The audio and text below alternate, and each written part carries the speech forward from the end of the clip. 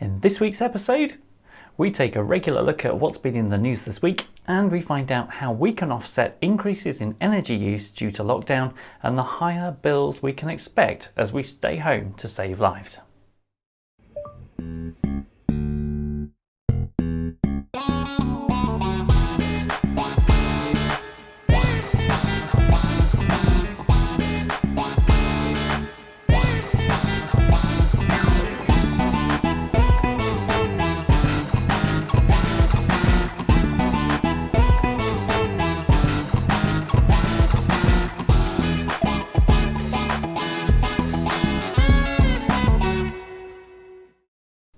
Thank you to Jess Rayford, Tina Clark, Paul Weaver and the rest of our crowdfunder supporters. We'll be announcing our Patreon campaign shortly, so hit that subscribe button and look out for further announcements in the future.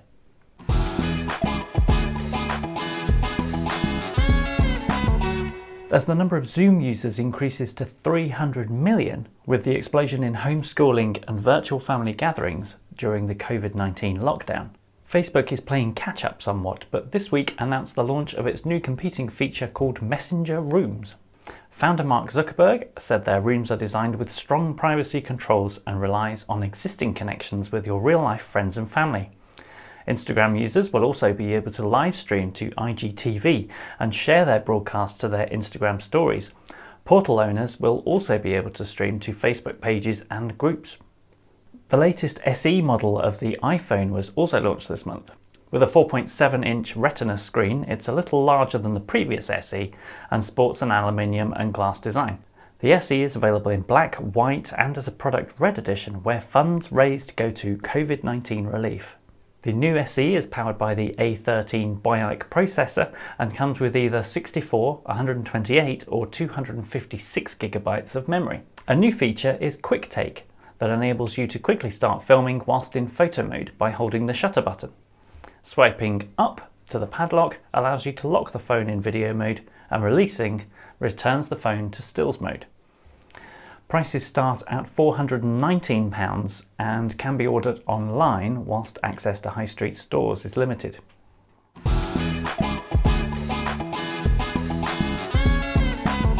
Will Owen, a commercial account manager with Uswitch, joins us this week and tells us how we might reduce the amount of energy we're using whilst also trying to reduce the cost of it on our bill. So, well, many members of our audience will already be at home during lockdown, but why will their bills increase? Although a lot of your audience may already be working from home or at home, there may be other members of their family that wouldn't normally be there. So people who have children who aren't at school during the day, or partners that are also working from home. Clearly that's additional people in the household, that's additional people using electricity and gas. Our research has indicated that around 16.8 million people across the UK are thought to be staying at home where they'd usually be at work. So that's quite a significant number. So many members of our audience may already be at home during lockdown, but why might their bills increase? So on that basis that there are 16.8 million people across the UK and additional people in the household, we've worked out that around 25% more electricity will be used and around 17% more gas. Now that translates into around £16 on average more a month on the average bill across the UK, which is £195 over the year. And clearly this is coming at a time where finances are a real concern for a large percentage of the population. Okay, so how can we reduce the amount of energy we're using? Yeah, so there are a lot of small steps that we can take, whether it's turning lights off as you leave a room or not leaving electrical devices on standby. Those small steps will make a big difference, but also things like turning the thermostat down by 1 degree or turning it off completely as we move towards the summer months and through spring, that can save you upwards around £80 a year. So if we've already taken steps to actually reduce the amount of energy we use around the home, is there then something we can do to actually reduce the cost? Yeah, absolutely. So if you want to look at the actual cost of the energy that you're using, clearly, consumption is one thing, but if you're paying above the odds for your energy bill, then what I would recommend people do is that they take a step back, that when their next bill comes in, they have a look at that bill. If they feel like they're paying too much, they should take that bill online. They can fill in questionnaires with a number of comparison websites to make sure that there isn't a better deal out there for them. People on default variable tariffs that they've been on maybe for many, many years could be paying a lot lot more than those who have switched recently onto a very cheap fixed rate tariff. The difference between the most expensive tariffs in the market and the cheapest is around £400 at the moment. And obviously £400 over the year is a hugely significant amount for people, especially at this very difficult time. So is there any extra help from our energy suppliers for people living with disabilities or a chronic illness? Absolutely. So there's something called the Priority Services Register, and people who are specifically vulnerable are able to get support from their energy supplier. So if you are in a vulnerable category or you do need any support, I would urge you to contact your energy supplier. There are a lot of suppliers out there making noise about wanting to help their customer base. So a lot of the suppliers that we work with aren't sitting on their hands. They're making sure that they're doing everything they can to help those most in need. So how do we find the best deals online, and will it save enough?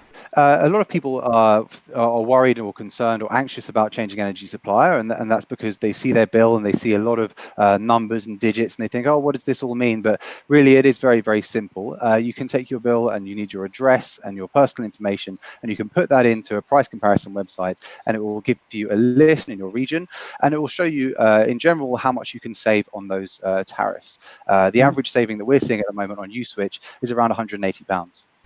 Can we easily switch provider whilst in lockdown? Yeah, so we're fortunate in energy that a lot of this is done digitally and remotely. Long gone are the days where someone would have to come and switch your supply, or you have to have a technician come to your house in any capacity. You're literally only going to have to import your data, or sorry, type in your data into a comparison website and then click switch supplier. They will then be in touch with you, and this could be handled completely remotely. So there are no concerns with switching energy supplier while in lockdown. So there are services out there that will switch you automatically from supplier to supplier. Is that advisable, or should we really keep control of where our energy comes from?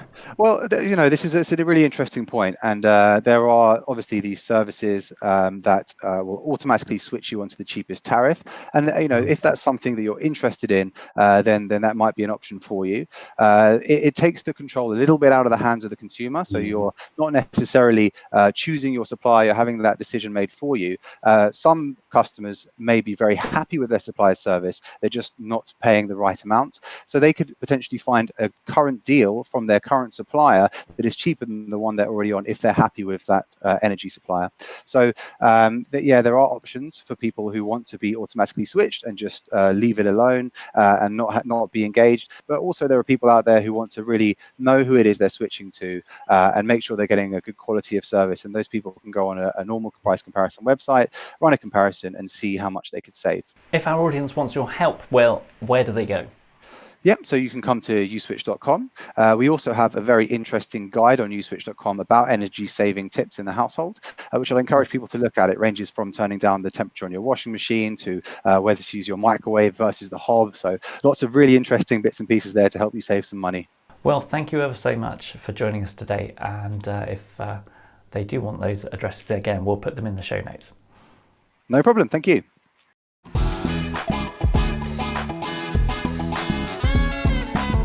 If you have any questions about today's show, get in touch with us via social media, at our website livingenabled.com, or by email at hello@livingenabled.com.